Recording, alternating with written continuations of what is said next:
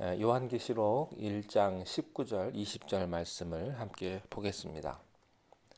그러므로 내가 본 것과 지금 있는 일과 장차 될 일을 기록하라. 내가 본 것은 내 오른손에 7별의 비밀과 또 7금촛대라. 7별은 7교회의 사자요 7촛대는 7교회니라. 아멘. 우리는 예수 그리스도의 편지를 받게 될 7교회에 대해서 함께 살펴볼 것입니다. 이 7교회는 실제로 존재했던 교회이고요. 또 지금의 우리들을 뜻하기도 하는 말씀입니다. 하나님이 원하는 천상의 교회가 어떤 곳인가? 그래서 하나님은 이 땅의 모든 교회를 어떻게 만드시기를 원하시는가? 그리고 이 말세에 하나님의 교회들이 어떻게 존재하기를 원하시는가? 여기에 대한 하나님의 온전한 그림이 있습니다. 여러분, 이 지상의 교회가 천상의 교회처럼 이렇게 온전한 교회를 이루었을 때 이 지상에서 교회는 승리하는, 또 영적으로 승리하는, 그리고 말세에 마지막 성도들을 보호하는 하나님의 공동체로서 이 세상에 존재하게 된다는 것입니다. 그것을 이 계시록에서 반복적으로 끊임없이 말씀을 하고 계십니다. 그리고 교회가 없는, 그리스도 없는 세계가 얼마나 엄청난 대환란을 맞이할 것인가, 그것이 나중에 또 나오기도 되는데요. 이 엄청난 대환란에 대한 비참함이 있습니다. 하나님이 없는 비참함, 하나님이 없는 사람들에 대한 비참함을 설명하는 거죠. 아이들은요, 고아 있죠. 부모가 없는 아이들은 얼마나 힘이 들고 고달플까요? 그 인생이. 또 민족들, 국가가 없는 비참함을 그 민족들은 그것을 깨닫는 그런 민족들이 있습니다. 여러분, 국가 없이 유리방황하면서 이리저리 슬픔에, 또 여러 사람들의, 여러 다른 나라들에게 참 천대받고 그런 민족들이 얼마나 많습니까?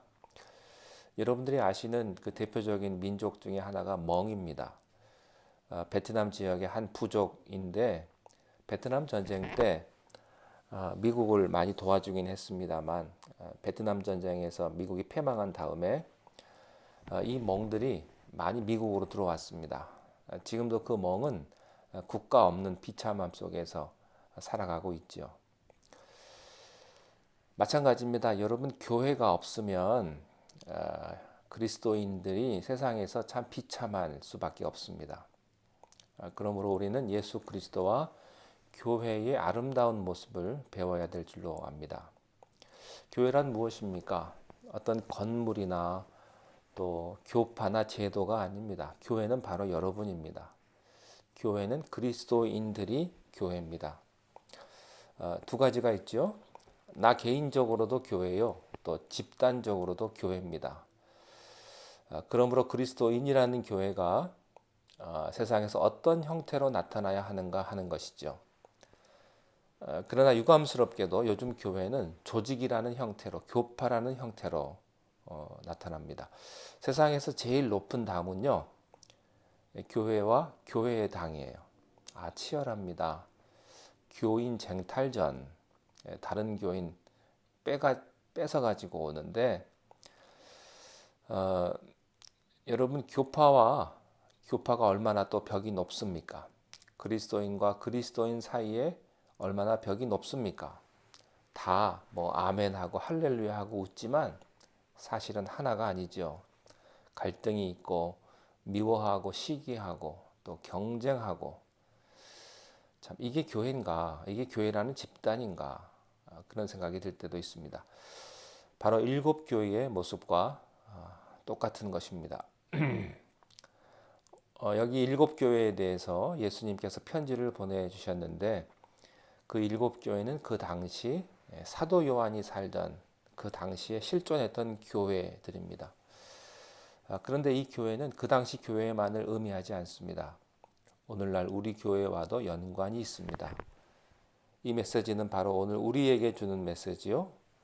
이 메시지는 바로 오늘 우리 교회에 주시는 메시지입니다. 이 메시지를 통해서 우리가 배울 점이 있습니다.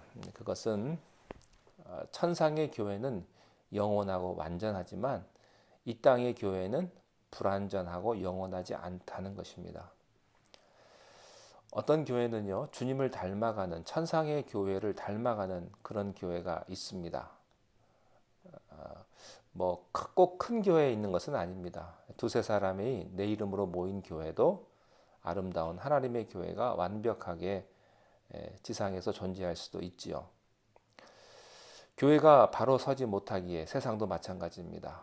여러분 교회에서 욕하지 마십시오. 교회가 바로 납니다. 배우자를 욕하는 사람들이 있습니다. 가끔은 이해하지만 얼마나 스트레스가 심하면 배우자를 욕하겠습니까? 그런데 맨날 욕하는 건 문제가 있습니다. 자기 부모, 자기 가족 맨날 욕하는 사람은 문제가 있어요. 교회도 마찬가지입니다. 지상의 교회는 불완전합니다. 그래서 나중에 보시겠지만 촛대를 옮겨버리시는 경우도 있습니다.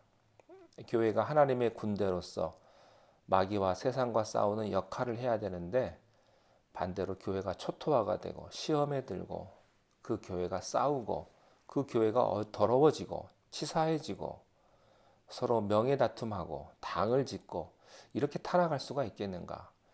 하나님이 그때 촛대를 옮겨버립니다. 그래서 교회가 없어지기도 하고요. 교회가 부셔지기도 하고 교회가 그런 의미에서 심판을 받기도 합니다. 이것은 많은 그리스도인이 시작은 잘했지만 나중에 끝을 잘못 맺는 경우와 같습니다. 이 교회는 인류 역사의 전체를 내포할 수도 있습니다. 이 일곱 교회가요 참 재미있습니다. 그 일곱 교회는 에베소 교회, 서머나 교회, 버가모 교회, 사대 교회, 또 두아디라 교회, 빌라델피아 교회, 라우디아 교회 이렇게 되어 있는데요.